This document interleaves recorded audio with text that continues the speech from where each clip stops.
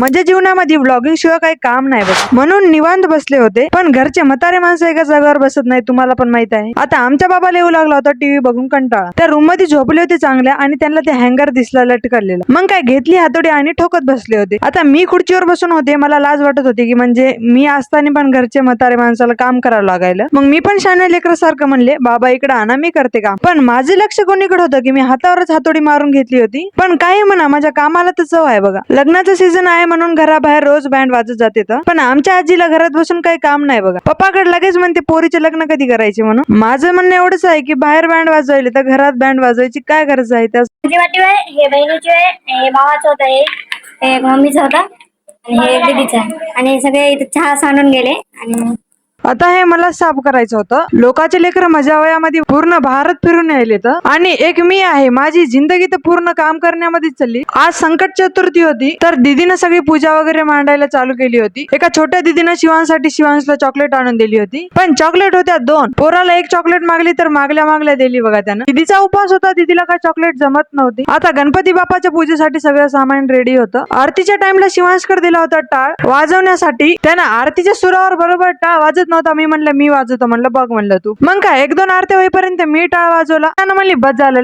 खूप शिकवलं म्हणे तू माव, आता दे म्हणे माझ्याकडे. जर लॉंग व्लॉग बघायचा असेल तर आपल्या युट्यूबला अपलोड केला मी, आणि युट्यूबची लिंक आहे आपल्या बायो मध्ये. तर लगेच चॅनलला सबस्क्राईब पण करून घ्या. आणि व्लॉग बघण्यासाठी धन्यवाद.